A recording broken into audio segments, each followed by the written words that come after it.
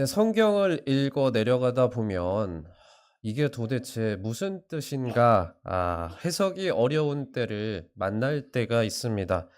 또한 성경을 읽다가 보면은 예수님께서 이 타이밍에 도대체 왜 이런 말씀을 하셨을까? 그리고 이 말씀을 하시던 당시에 예수님은 어떤 마음이셨을까? 참 궁금한 때를 또 만나게 되기도 합니다. 그럴 때면요. 2000년 전에 사시던 그 예수님의 때를 같이 살면서 그 예수님 옆에서 직접 묻고 또 예수님의 대답도 들으며 가르침을 받을 수 있으면 참 좋겠다. 그런 생각을 해 보기도 합니다. 그러다가도 당시에 로마의 압제나 또한 기독교인들이 많이 순교하지 않았습니까? 순교하던 그 살벌한 시대상을 생각을 해 보면 그저 주어진 오늘에 감사하며 살자. 그렇게 생각이 들 때도 있습니다. 여러분, 그런데요. 우리가 만약에 예수님 시대에 살면서 옆에서 예수님의 말씀을 직접 듣고 배웠다면 우리가 지금보다 더 믿음이 좋았을까요? 우리가 지금보다 더 훌륭한 제자의 모습으로 과연 살아가고 있겠습니까? 이와 관련하여서 오늘 말씀 66절 말씀에서는 이렇게 말씀하고 있습니다. 우리 함께 읽어보겠습니다. 그때부터 그의 제자 중에서 많은 사람이 떠나가고 다시 그와 함께 다니지 아니하더라. 아멘. 예수님 시대에 많은 사람들이 예수님을 따라다녔습니다. 어떤 사람들은요, 예수님께서 병자들을 고치시는 놀라운 치유의 기적을 보여주시니까 치유의 기적과 은총을 바라면서 따라다니기도 했고요. 어떤 사람들은 예수님께서 오병이어의 기적을 통하여서 많은 사람들을 그 육신을 먹이시니까 육신의 배부름을 바라면서 예수님 뒤를 따라다니기도 했습니다. 하지만 오늘 본문 말씀의 장면에서는 많은 사람들이요. 그것도 그냥 보통 사람들이 아니라 예수님의 제자들 중에서 많은 사람들이 예수님을 떠나갔다라고 말씀하고 있습니다. 그렇다면 예수님을 떠나간 그 사람들에게는 도대체 무슨 일이 있었던 것일까요? 여기서 잠시 오늘 본문의 장면을 미뤄두고 예수님을 떠나갔던 또 다른 제자들의 이야기를 잠시 말씀드리겠습니다. 먼저 예수님을 떠나갔던 12명의 제자들이죠. 12명의 제자들은 예수님께서 겟세마네 동산에서 로마 병정들에게 체포를 당하셔서 이제 잡혀가실 때 모두가 다 도망갔습니다. 뿔뿔이 흩어졌죠. 아마도 칼과 창을 든 그 병사들이 와서 예수님을 잡아가니 자신들도 함께 잡혀갈까 하여서 무서워서 두려운 마음에 도망갔을 것입니다. 또한 어려서부터 율법을 빠짐없이 지켜오던 한 부자 청년은요, 재산을 팔아서 가난한 자들에게 나눠주라 하시는 그 예수님의 말씀을 듣고 마음에 부담이 되어서 슬픈 얼굴을 하며 예수님께 등을 돌리고 떠나갔다고 성경은 기록하고 있습니다. 이처럼 적어도 예수님을 따르던 제자들 중에서 예수님을 떠나갔던 사람들은 생명이 위태로워질까 하여서 혹은 열심히 모은 소중한 재산을 다른 사람들에게 주기가 부담이 되어서 아까워서 떠나간다 하는 저마다의 이유들이 있었습니다. 보통의 사람들이라 한다면 어쩌면 납득이 될 만한 저마다의 이유들이 있었다라는 것입니다. 그런데 오늘 본문에 나오는 이 요한복음 6장에 나오는 제자들이 예수님을 떠나갔던 그 이유는 우리의 고개를 갸우뚱거리게 만듭니다. 우리 오늘 본문 말씀 위에 있는 요한복음 6장 60절과 61절의 말씀을 함께 읽어보겠습니다. 여럿이 듣고 말하되 이 말씀은 어렵도다 누가 들을 수 있느냐 한데 예수께서 스스로 제자들이 이 말씀에 대하여 수군거리는 줄 아시고 이르시되 이 말이 너희에게 걸림이 되느냐. 아멘. 여러분, 제자들이 예수님을 왜 떠나갔다라고 합니까? 예수님의 말씀이 어려워서 떠나갔다고 성경은 기록하고 있습니다. 그렇다면 여러분들 중에, 여기 계시는 분들 중에 성경 말씀 읽으시면서 와, 너무 쉬워, 술술 읽히는 분들이 계십니까? 아마도 안 계시리라 생각합니다. 하나님 말씀은 어떤 부분은 참 때론 쉽게 느껴질 때도 있어요, 반복적으로 보다 보면. 그런데 시간이 지나서 너무 쉽게 이해가 되었던 그 말씀을 다시 읽어보면요, 그 깊이와 너비를 헤아릴 수 없을 만큼 참 어렵다, 그렇게 느끼게 되는 때도 참 많이 있습니다. 그러나 단순히 말씀이 어렵다라고 해서 저희들이 우리 주님 예수님을 떠나가지는 않습니다. 그렇다면 제자들이 들었던 어려운 말씀, 어려운 예수님의 말씀은 과연 어떤 말씀이었을까요? 그 말씀은요, 바로 요한복음 6 장에 나오는 생명의 떡에 대한 말씀이었습니다. 오병이어의 기적을 통하여서 예수님께서 육신을 배불리 먹이신 후에 육신의 양식이 아닌 영혼의 양식으로, 생명의 양식으로 예수님이 이 땅에 오셨음을 많은 사람들에게 선포하십니다. "내 살을 먹고 내 피를 마시는 자는 영생을 얻게 될 것이다." 성찬식에서 우리가 자주 듣게 되는 바로 그 말씀을 예수님께서 전해 주셨던 것입니다. 하지만 제자들은 이 말씀이 어렵도다. 이 말씀을 누가 들을 수 있는가?" 그렇게 말하는 제자들의 반응을 들으시고는 예수님께서 "말씀이 어려우면 내가 조금 더 쉽게 설명해 줄게." 이렇게 말씀하시지 않습니다. 또한 "너희들이 그냥 말해서 어렵다면 이번에는 비유로 한번 설명을 해줘 볼게." 이런 식으로 또 말씀을 해 주시지도 않습니다. 대신 뭐라고 말씀하십니까? "이 말이 너희에게 걸림이 되느냐?" 말씀하십니다. 이 말씀을 다른 번역본들을 찾아보니까 이렇게 번역을 했습니다. "내 말이 너희 귀에 거슬리느냐? 이것이 너희에게 장애물이 되느냐?" 이렇게 번역을 한 성경들도 있었습니다. 여러분, 그래서 이 말씀이 결국 무슨 뜻이겠습니까? 결국에 예수님이 보시기에 제자들은요, 말씀을 머리로 이해하기에 어려워했던 것이 아닙니다. 예수님이 영혼을 구원하는 생명의 떡으로 오셨다라는 이 핵심 사실을 마음에서 영적으로 죄인들이 거슬려 했다라는 것입니다. 예수님이 생명을 살리는 유일한 구원자로 이 땅에 성육신 하셔서 오셨다는 그 말씀에 대하여서 본능적으로 사람들이 불편해했고 마음에서 저항감을 드러내고 있음을 예수님께서는 비판하셨던 것입니다.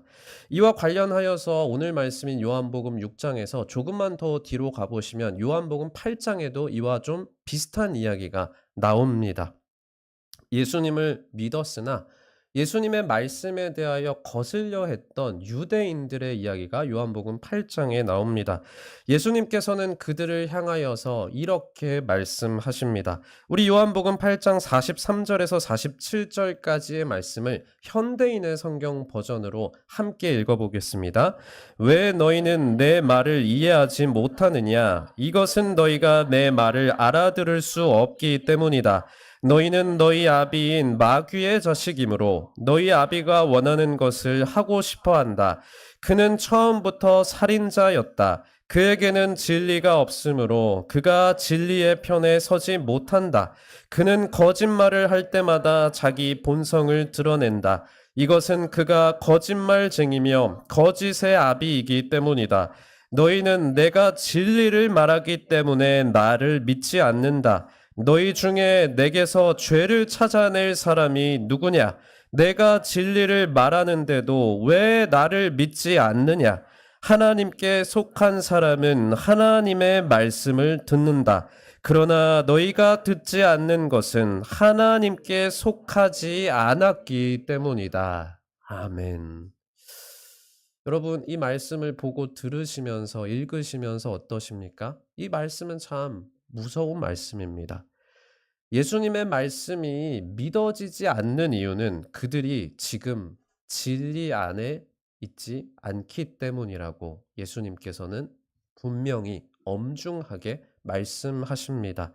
그들의 영혼이 지금 하나님 안에 속해 있지 않기 때문에 진리의 말씀을 듣고도 깨닫지도 못하고 도리어 마음으로부터 거슬려 했다라는 것입니다.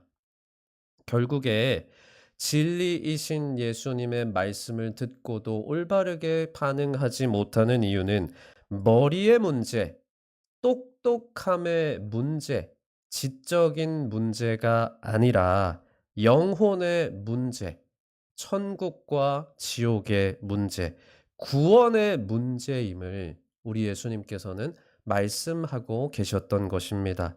이와는 대조적으로 그렇다면 진리에 올바르게 반응한 한 사람의 이야기가 또 성경에 나옵니다. 바로 니고데모였습니다. 니고데모는 성경에 유일하게 어디에 등장할까요?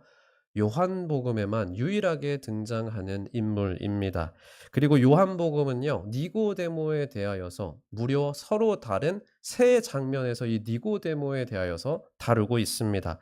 아마도 하나님께서 이 요한복음의 저자인 요한의 눈을 통해서 진리에 제대로 반응하는 사람의 올바른 모습은 이런 모습이다 하시면서 저희들에게 선물로 보여주신 것은 아닌가 하는 생각이 이 말씀의 장면을 묵상하면서 들었습니다.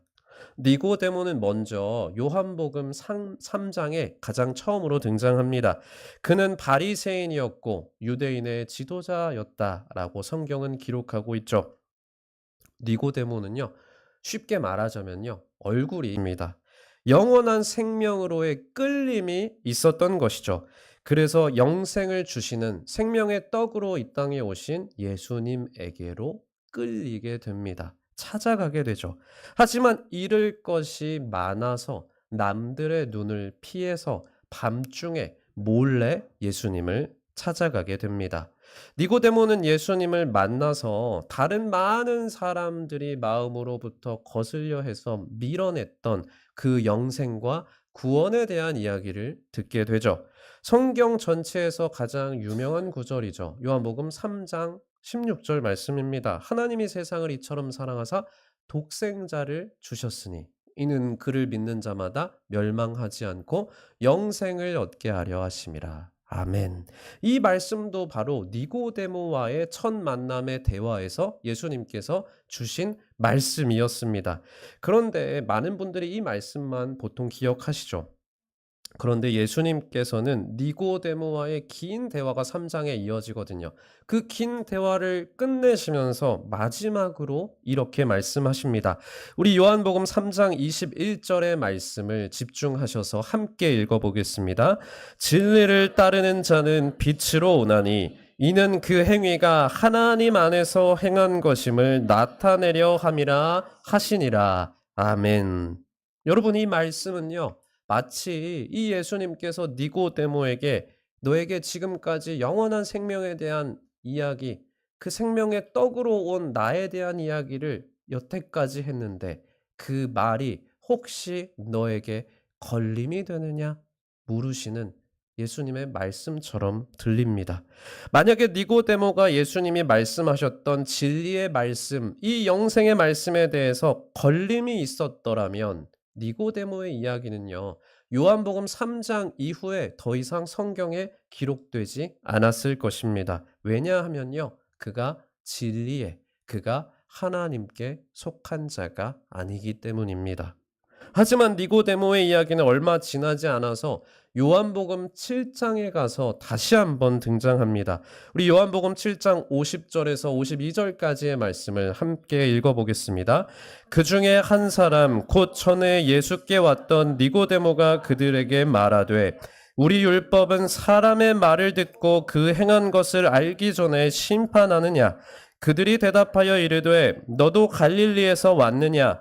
찾아보라, 갈릴리에서는 선지자가 나지 못하느니라 하였더라.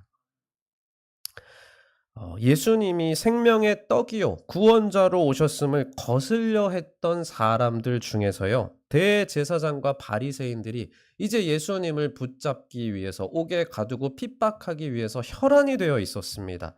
그들은 잔뜩 화가 난 상태였습니다. 그래서 아랫사람들에게 왜 아직도 잡아오지 못하느냐고, 너희들도 혹시 그 예수라는 작자와 한패냐고 화를 내고 있었던 장면입니다. 니고데모는 예수님 때문에 잔뜩 화가 나 있는 그 대제사장들과 바리새인들을 향하여서 이렇게 말합니다. 우리의 율법에 따른다면 사람을 판결하기 이전에 먼저 적어도 그 사람의 말을 한번 들어봐야 되는 것 아닙니까? 이렇게 이야기합니다. 지금 니고데모는요, 화가 머리끝까지 나 있는 어찌 보면 종교계의 거물들인 거죠. 권력자들인 겁니다. 그 권력자들을 향하여서 적어도 예수님이 하시는 말씀은 한번 들어봐야 되는 것 아닙니까? 하며 일종의 태클을 걸고 있었던 겁니다. 처음에는 이러다가 사람들 눈에 띄면 어떻게 하나, 괜히 윗사람들이 한창 거슬려 하고 있는 예수라는 사람을 만나서 내가 가진 것들 다 잃어버리면 어떻게 하나 걱정하면서 밤에 몰래 그 예수님을 찾아갔던 니고데모가 이제는 권력자들을 향하여서 정말로 그게 맞는 겁니까? 소극적인 비판의 화살을 쏘고 있었던 것입니다. 그런데 니고데모의 이야기는요, 여기서 끝나지 않습니다. 니고데모의 이야기는요, 예수님의 가장 어두운 순간에 십자가를 지시고 이미 죽어버리신, 이 땅에서 생명에 다한 그 패배자처럼 보이는 그 가장 어두운 순간에 다시 니고데모의 이름이 등장합니다. 우리 요한복음 19장 38절에서 40절까지의 말씀을 함께 읽어보겠습니다. 아리마대 사람 요셉은 예수의 제자이나 유대인이 두려워 그것을 숨기더니 2일 후에 빌라도에게 예수의 시체를 가져가기를 구하매 빌라도가 허락하는지라. 이에 가서 예수의 시체를 가져가니라. 일찍이 예수께 밤에 찾아왔던 니고데모도 모략과 침향 섞은 것을 100리트라쯤 가지고 온지라. 이에 예수의 시체를 가져다가 유대인의 장례법대로 그 향품과 함께 세마포로 쌌더라. 아멘. 여러분, 니고데모는요, 이제 이 땅에서 예수님께는 더 얻을 것이 하나도 없는 그 순간에 예수님 편에 섰습니다. 니고데모는 아리마대 사람 요셉과 함께 예수님의 시체를 가져다가 장례를 치러드리게 됩니다. 예수님께서 무기력하게 십자가에서 죽으시고 아직 부활도 하지 못하셨던 그 가장 어두운 순간에요. 그 가장 어두운 순간에서도 진리의 빛을 보고 그 빛을 향하여서 두렵고 떨리는 마음으로, 그러나 성큼성큼 예수님께로 나아갔던 것입니다. 예수님을 죽이는데 앞장섰던 대제사장과 바리새인들은요, 예수님의 장례를 치러드리는 그 니고데모의 모습을 보면서 아주 못마땅해 했을 겁니다. 이 사건으로 인하여서 니고데모는요, 예수님을 만나기 전까지 사실 니고데모는 잘 나갔거든요. 율법을 지키면서 바리새인으로서 쌓아온 자신의 그리고 이제는 이미 죽어버린 예수님의 장례까지 치르면서 저는 예수님의 편입니다 하고 분명하게 드러내고 있었던 것입니다. 당연히 이미 죽어버린 그 예수님의 시신을 향해서 걸어가는 니고데모의 머리에서는요, 이제 자신이 가진 세상에서의 명성과 권력자들과의 인맥이 모두 끊기겠구나라는 사실을 잘 알고 있었을 것입니다. 하지만 그런 불이익들을 니고데모도 이미 잘 알고 있었지만 그가 예수님께로, 예수님의 시신을 향하여 가는 그 발걸음을 결코 멈출 수가 없었습니다. 왜냐하면요, 예수님과의 첫 만남 때 예수님께서 마지막으로 하셨던 그 말씀이 여전히 니고데모를 꽉 붙들고 있었기 때문입니다. 우리 요한복음 3장 21절의 말씀을 다시 함께 읽어보겠습니다.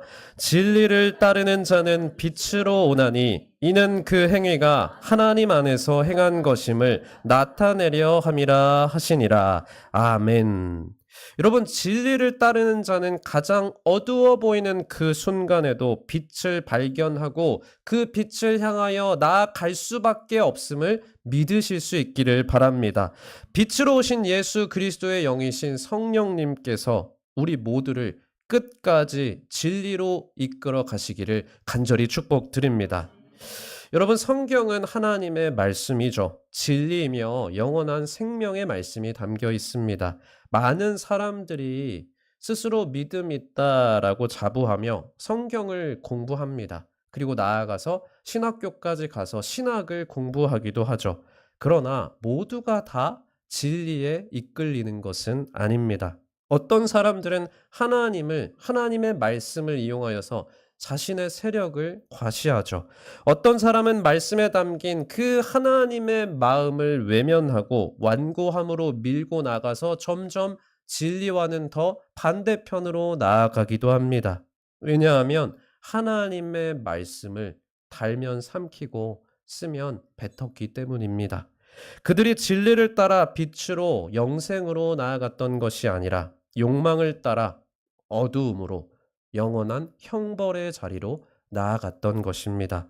오늘 저희들이 읽었던 요한복음 6장의 장면에서도 예수님의 생명의 말씀을 마음에 걸려했던 사람들이요, 그 예수님 곁을 이제 하나 둘씩 떠나가는 거예요.